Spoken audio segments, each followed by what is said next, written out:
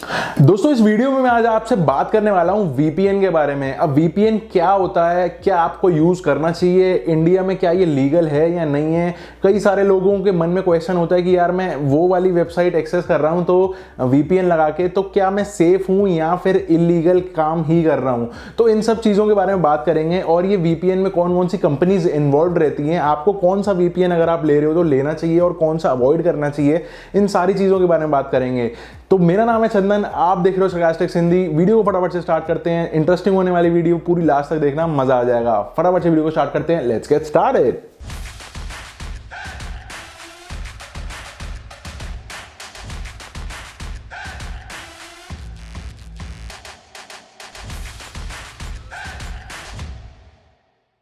दोस्तों वीडियो को स्टार्ट करने से पहले मैं आपके लिए बड़ा ही कमाल का एक सॉफ्टवेयर लेके आया हूं जिसका नाम है ऑसन। और ये करता क्या है कि बेसिकली आप पूरी दुनिया में कहीं भी बैठे बैठे अपने फोन से अपने पीसी को एक्सेस कर सकते हो, एक पीसी से दूसरे पीसी को एक्सेस कर सकते हो या फिर अपने पीसी से फोन को भी एक्सेस कर सकते हो।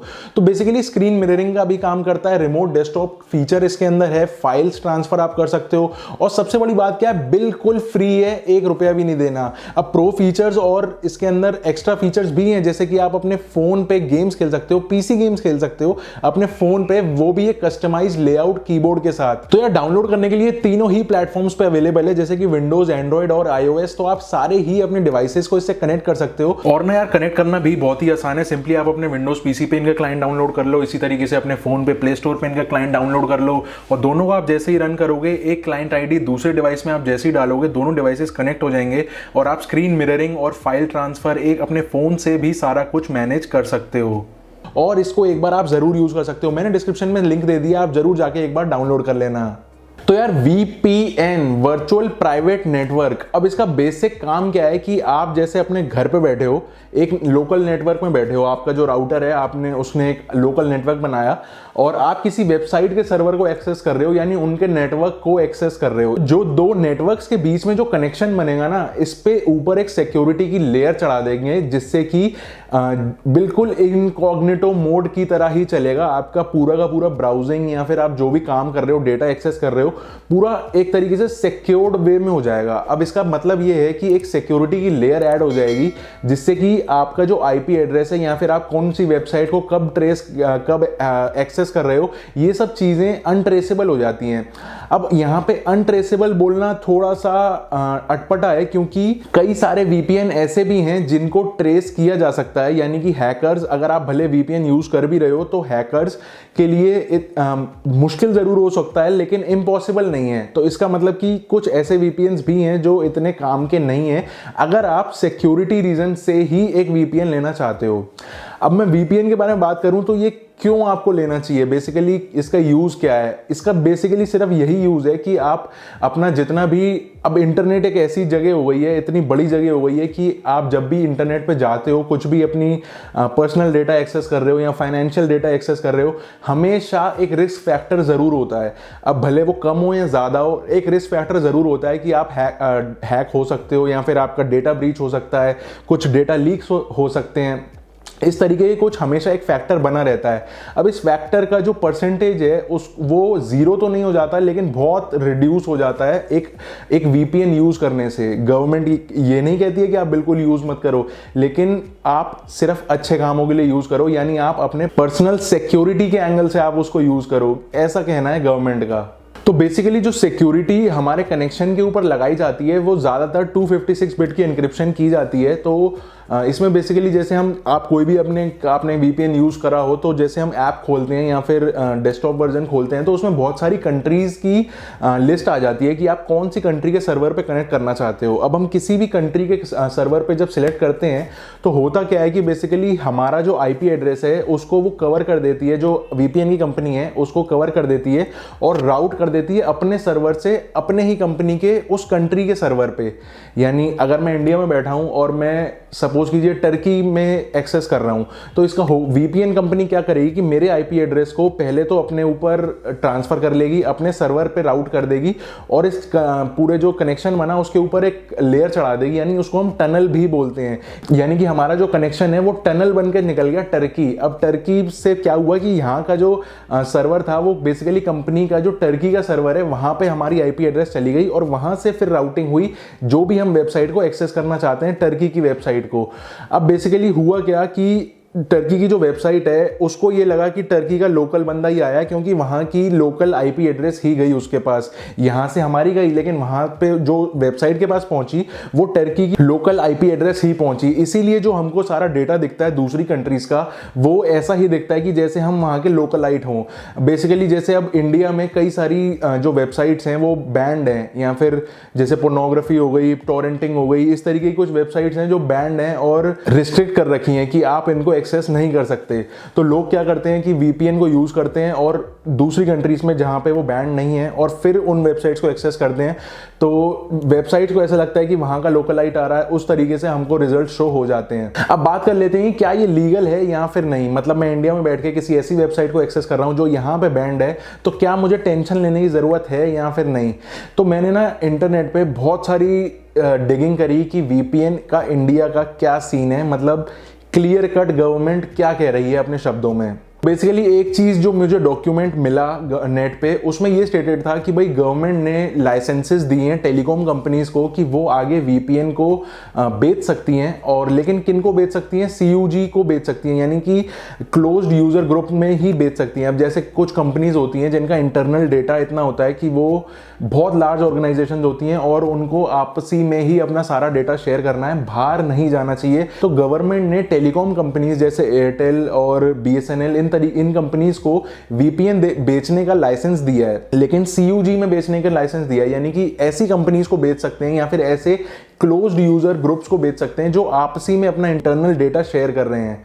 अब मेरे को इंडिविजुअल के लिए वीपीएन का कहीं भी कोई लॉ ऐसा मुझे दिखा नहीं, हो सकता है अगर हो तो आप मुझे डिस्क्रिप्शन लिंक में बता देना, लेकिन कई सारे ब्लॉग्स के हिसाब से ऐसा लिखा हुआ है कि गवर्नमेंट के हिसाब से वीपीएन के अराउंड में कोई लॉ अभी तक इतना बना नहीं है या फिर इतना ज़्यादा उसको डिफाइन नहीं कर रहा है। तो बेसिकली गवर्नमेंट का ये कहना है कि वीपीएन एक जरिया है, आप अपने डेटा को एक्सेस कर सकते हो सिक्योरिटी के साथ, जस्ट लाइक अ छुरी। यानी कि आप छुरी को यूज कर सकते हो सब्जियां काटने के लिए तो कोई दिक्कत नहीं है, लेकिन उसी छुरी को आप मर्डर करने के लिए यूज कर रहे हो तो बहुत दिक्कत है। इसका मतलब कि वीपीएन को अगर आप अपने ऐसे कामों के लिए यूज कर रहे हो जो आपको बेनिफिट दे रहा है इन टर्म्स ऑफ सिक्योरिटी, तो आप कहीं कोई दिक्कत नहीं है। लेकिन अगर उसी वीपीएन को आप ऐसी चीज यूज करने में, ऐसी एक वेबसाइट एक्सेस करने में यूज कर रहे हो जो कि इंडिया में बैंड है, तो एक तरीके से आप इलीगल काम ही कर रहे हो, तो उसको आप हमेशा अवॉइड कीजिए। क्योंकि अब मैंने बताया कि कई सारे वीपीएन ऐसे हैं जो इतने हार्ड नहीं है टफ क्रैक करने के लिए हैकर्स के लिए, तो गवर्नमेंट के पास भी अपने आईटी सेल्स हैं, सब चीज़ हैं, तो वो उस चीज़ पे भी निगाह रख सकते हैं। अब इसी तरह नेटफ्लिक्स और अमेज़न जैसी जो स्ट्रीमिंग वेबसाइट्स हैं उनकी हर कंट्री की अलग कैटलॉग बनी हुई है, अलग मीडिया लाइब्रेरी बनी हुई है। तो लोग क्या करते हैं कि वीपीएन यूज़ करके उस कंट्री की नेटफ्लिक्स या फिर अमेज़न को एक्सेस करते हैं और वहाँ के टाइटल्स देख लेते हैं। अब यहाँ पे नेटफ्लिक्स भी इतना होशियार हो गया है कि नेटफ्लिक्स ने वीपीएन्स, कई सारे वीपीएन्स, मतलब मेजर चंक ऑफ द वीपीएन्स को बैन कर दिया है। यानी कि आप भले कितना भी वीपीएन लगाते रहो, लेकिन नेटफ्लिक्स को आपकी एक्चुअल आईपी पता होती है और आपको सिर्फ वही कैटलॉग वो शो करेगा जो आपकी एक्चुअल लोकेशन है।